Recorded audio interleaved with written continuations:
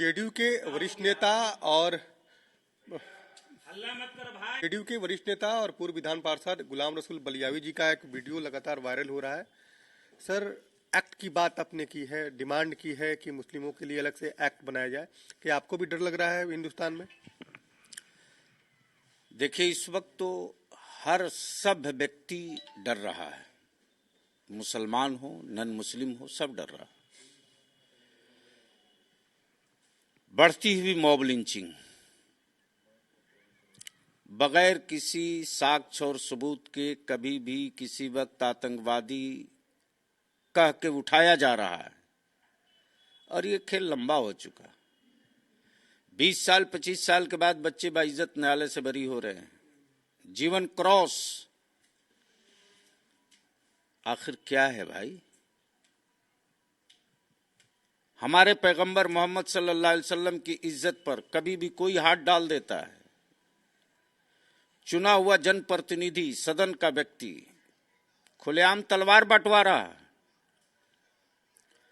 टोपी दाढ़ी देखकर जिहादी कहा जा रहा है, निकाब पर्दा देखकर मेरी बेटियों की खिल्लियां उड़ाई जा रही, धमकियां दी जा रही। तो ये सारे मुद्दे देश के सामने हैं और ये सारी घटनाएं इस जगह पहुंचा चुकी हैं कि अब देश के मुस्लिम अल्पसंख्यकों के लिए सेफ्टी एक्ट बनना चाहिए। उन्हीं धाराओं के तहत जो हमारे दलित भाइयों को सुरक्षा के लिए दिया गया है। पैगंबर मोहम्मद सल्लल्लाहु अलैहि वसल्लम की इज्जत आबरू पर जो जब चाहता है हाथ डाल देता है। कुछ भी कह दीजिए, आखिर जब कानून कोई काम नहीं कर रहा है तो क्या हम अपने लोगों के बीच जाकर संदेश नहीं दे सकते? और जो लोग करबला समझे क्या हैं, हैरत है। जहेज के खिलाफ बात समझ में नहीं आ रही, जो इतने बड़े समूह में बच्चे संकल्प ले रहे हैं, जमीन नहीं बिकने देंगे जहेज के चक्कर में, इसके लिए लोग कमिटमेंट कर रहे हैं। बच्चों को पढ़ाएंगे, शिक्षा के लिए जो एक मुहिम चली है, ये बात समझ में नहीं आ रही। लेकिन करबला समझ में आ गया। करबला क्या समझे? इमाम हुसैन ने अपना घर लुटाया, बार लुटाया, खेमे किनके जले थे? किनके बेटों को भूखे प्यासे तड़पाया गया था?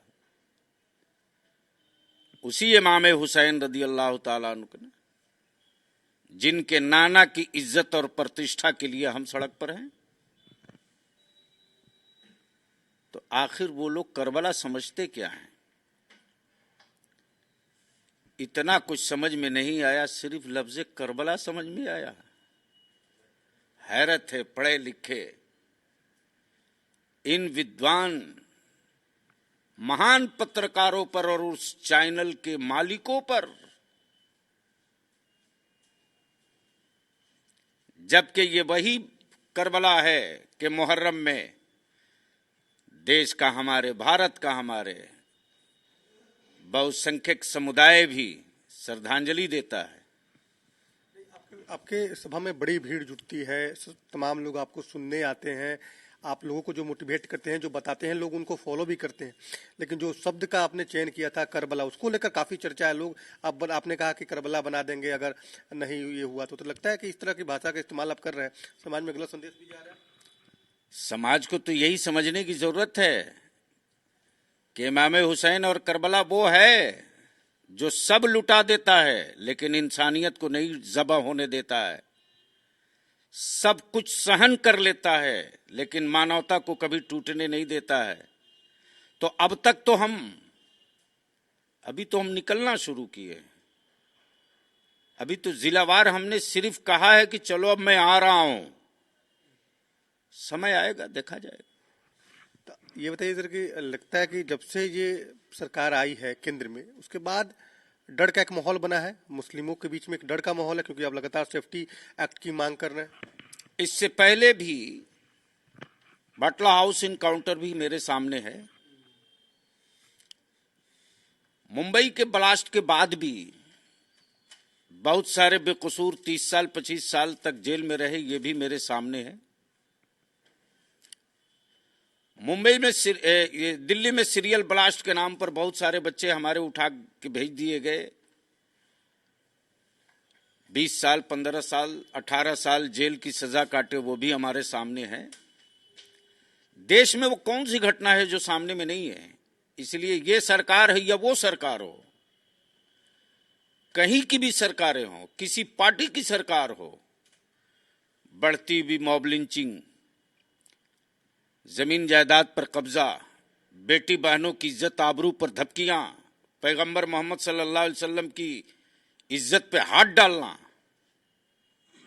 ये सारी चीजें अब इस बात कर खुद कह रही हैं कि भारत के मुस्लिम अल्पसंख्यक की जो सबसे बड़ी आबादी है अल्पसंख्यकों की, उनके लिए उसी तरह के कानून की जरूरत है जिस तरह हमारे दलित भाइयों को जमीन जायदाद, समाज में इज्जत प्रतिष्ठा की गारंटी देता है। बिल्कुल, गुलाम रसूल बलियावी जी जो जेडीयू के वरिष्ठ नेता हैं और पूर्व में विधान पार्षद भी रहे हैं, वो लगातार ये डिमांड भी कर रहे हैं कि मुस्लिमों के लिए भी दलितों की तर्ज पर एक अलग से एक्ट का निर्माण हो ताकि मुस्लिम को सेफ किया जा सके। कैमरामैन रंजीत के साथ अनिश कुमार, कशिश न्यूज, पटना।